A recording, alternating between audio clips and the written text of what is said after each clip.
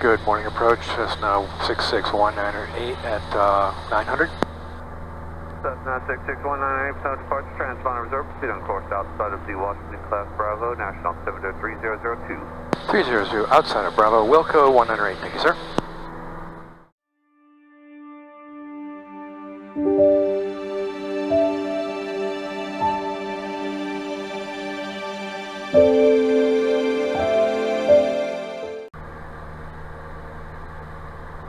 You know the old adage, kind of a cliche, but it's not if, but when?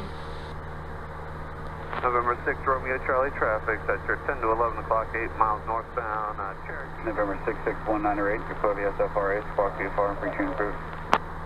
108, squawk VFR, figures of change approved, good day.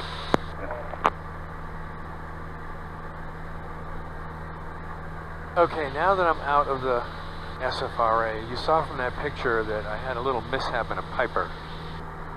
This video is not about that. It happened, my fault, the airplane's being fixed, nobody was hurt. This video is about how I was treated by the FAA. Now keep in mind, this is the Washington DC FSDO. I have no idea how your FSDO would treat you in a similar situation. So it happened after closing business hours. So I called the next morning, I called the NTSB and the FAA, the FSDO, that next morning. NTSB, as Dan Grider would say, could care less. So I got a call back from the FAA FSDO office, made arrangements to meet the investigators at the airport. These guys were wonderful. Can't remember their names right off the top of my head, but they were understanding, they were respectful, they knew what happened. Monaco traffic, Buffalo 16, midfield, proceed southbound.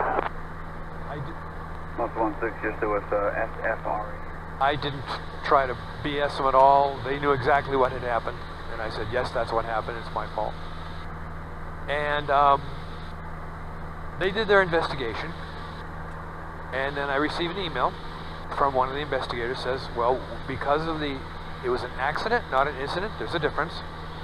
And the reason why it happened, we're scheduling you for a 709 flight. Now, I've heard of these before. One of my friends years ago had to go on one. So, oh my God. So I'm thinking the FAA guy with the fangs coming out and the one eyebrow across the head and screaming and yelling, whatever. I got an email back from the examiner. He said, good morning. We want to schedule the 709 flight, 74709 flight. These are the maneuvers I'd like you to perform for me. After you perform those maneuvers, then we'll do my findings. I met him, very understanding, very educational. He wanted to make sure I knew what was going on, why he wanted me to do what I was going to do. So we can't do touch and goes at my airport. So I went up to Whiskey 00, which is about the same length and about the same width runway. I did the short field landing, short field takeoff, and go around there. On the way back, things got a little out of hand, a lot of whack, so we had to go back and reschedule. So I did a little practicing, because the things left was slow flight, takeoff and departure stalls, recoveries, maintaining heading and all that. So we came back, scheduled twice, because once we got out to the practice area and like it was not, we couldn't get the altitude to do the maneuvers. We thought we could have, but we couldn't. So, scheduled again a couple of days later, went out to the practice area, did all the maneuvers in less than 15-20 minutes.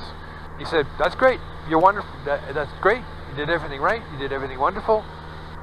We went back, he signed off the paperwork, he gave me my ticket back, everything was fine. The bottom line here is, every interaction I had with the FSDO office and the FAA personnel was respectful, it was educational, and no nasty stuff or anything like that. Things have changed, I guess. So that's it in a nutshell. I had an accident.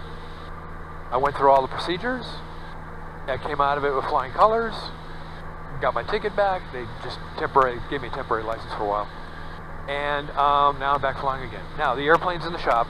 It's being repaired. It should be back in a couple of 3 weeks. And I'll be back to flying the Piper again.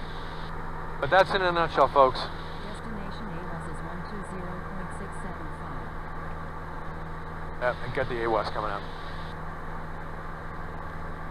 Everything came out fine. They were wonderful people.